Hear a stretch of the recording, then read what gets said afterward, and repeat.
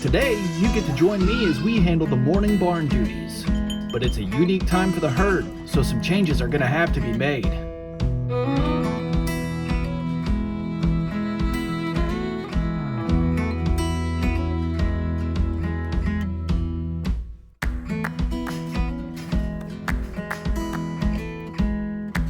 First things first, I gotta say good morning to everyone. Diana, Morgan, and their mother Hazel would be quite put out if I didn't say hello to them right away. Jasper's always waiting to show me his acrobatic skills, while Mabel waits patiently for her morning grain.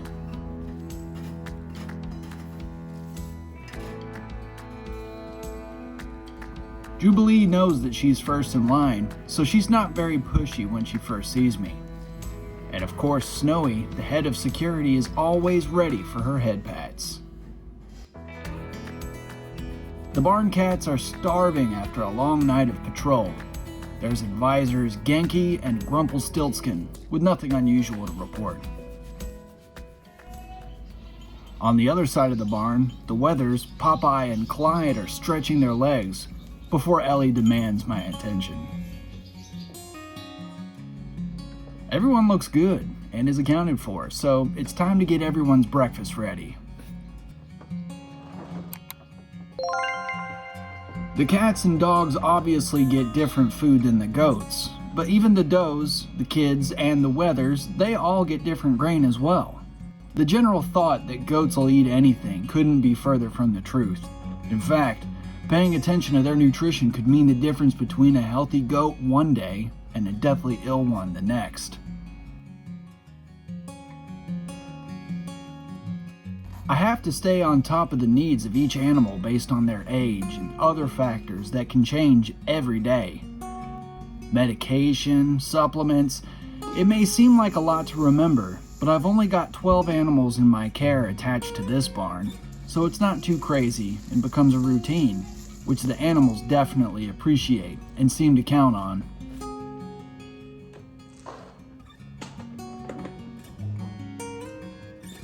Jubilee didn't have any babies this winter, so she's not in milk, but bringing the does up to the milk stand for their grain is a great opportunity to inspect their general health anyways.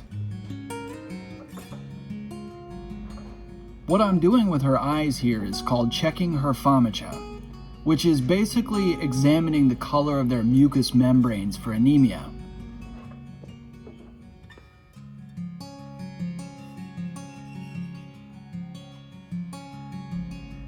Jubilee is a slow eater, so now's the perfect time to go feed Popeye and Clyde.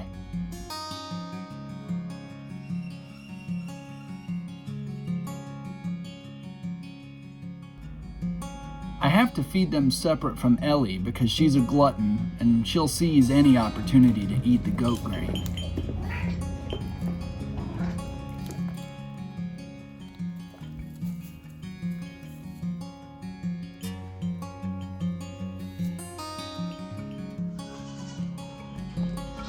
With half the herd eating, I can separate the does and the kids. Not everyone has to do it this way, but my Nubians for some reason dislike any kids not their own, so it's a necessary step for safety while the babies are still growing.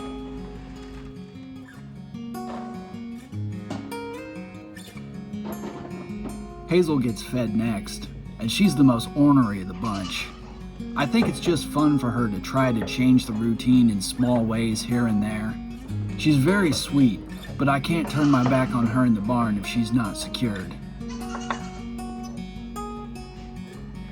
She gets the same inspection as Jubilee, but hers is a little more involved because she's raising kids, so I really need to keep an eye on her udder, and also her teats and her pharmacia, especially since her body is still changing after giving birth.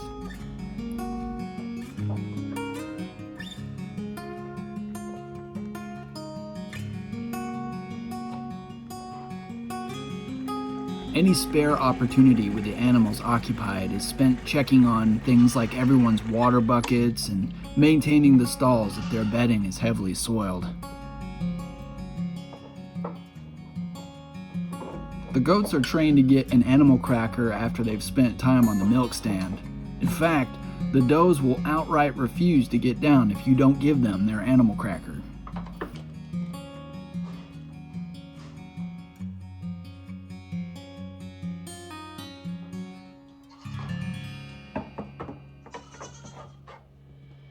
Next up is Mabel, and as you can see, they just happily get up there without much direction.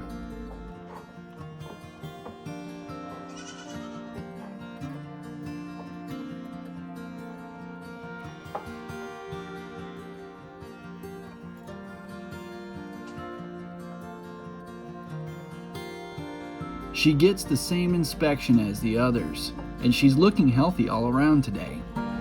But you've likely noticed something missing from the morning routine that you'd expect from a goat milk soap operation. That's right, milking the goats. Well, as you can see here, I'm having trouble getting much milk out of Mabel. In fact, this is all I've been able to get out of them the last couple of days. So we're implementing a change in the barn with how the does and their babies are separated to help kill two birds with one stone.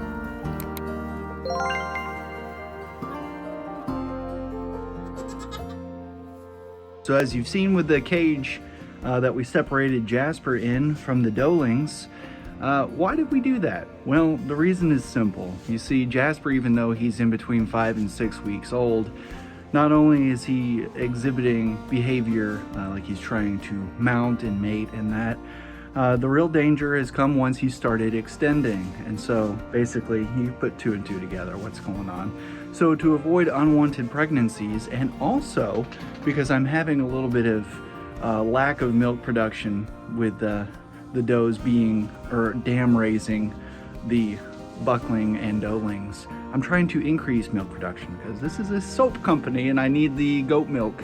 But these guys are growing. They're already eating grain, as you've seen in some of the videos. In fact, look, Jasper's going for some right now. Look at that. We could start a circus. This is this is a beautiful thing. But yeah, that's what's going on with them. And we're going to be keeping them separate instead of at night, at daytime. That way, that my does can go spend a little more time with the Nigerian dwarf that they've been, sadly separated from. Also enjoy some beautiful weather and get some delicious green forage out there. Just spend a little time out in the paddock. So hopefully this all kind of works out in the end. So while their mothers are out in the pasture getting a break from their kids, it's feeding time for Jasper, Diana, and Morgan. By separating everyone like this at this time, I'm able to start the weaning process to get them off their mother's milk and on a feed suitable for their size and their health needs.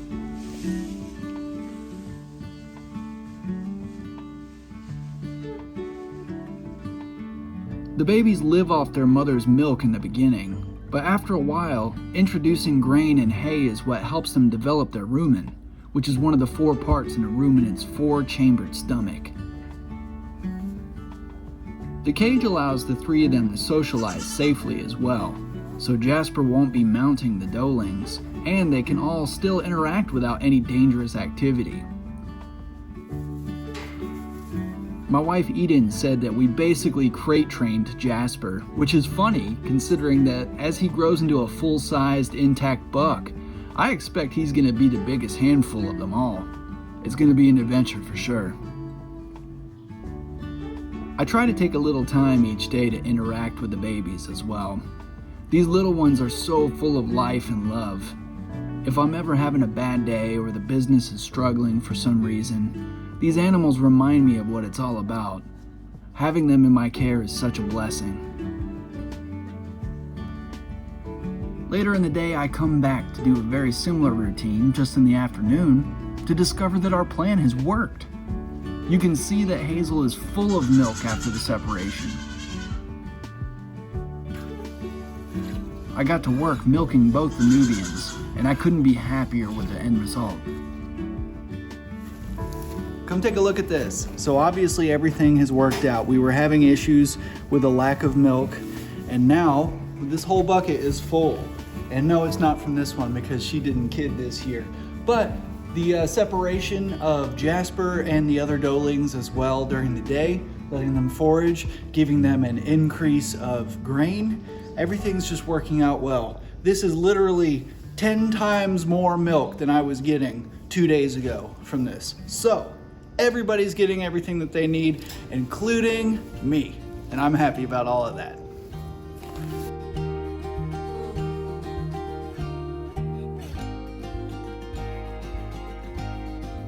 My does know it's time for their delicious probiotic treats, so they show off just how awesome of a trainer their goat herder is by lining up like you see, before they spend the rest of the day grazing in the sunshine.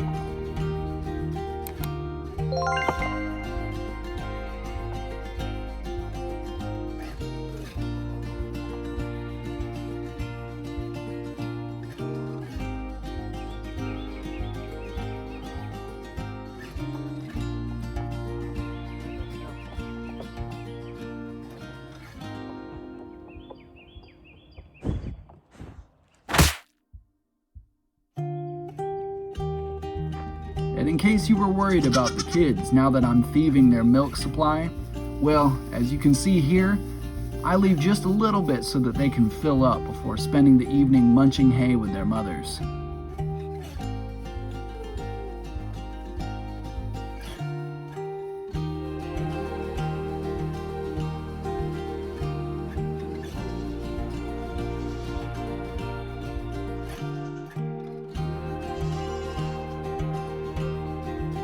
Everyone's happy with the new arrangement, and even though it's a super involved routine that I have to do twice a day, I couldn't be more pleased. Now that I know everyone's happy and healthy and on their way to being weaned, well, I can start using the milk I'm getting from Hazel and Mabel to start replenishing my inventory for the farmers markets and upcoming festivals. That's going to be a subject of an episode in the future, so make sure you're subscribed so you don't miss a single beat of that filthy goat farm life. Until next time, get filthy, stay clean.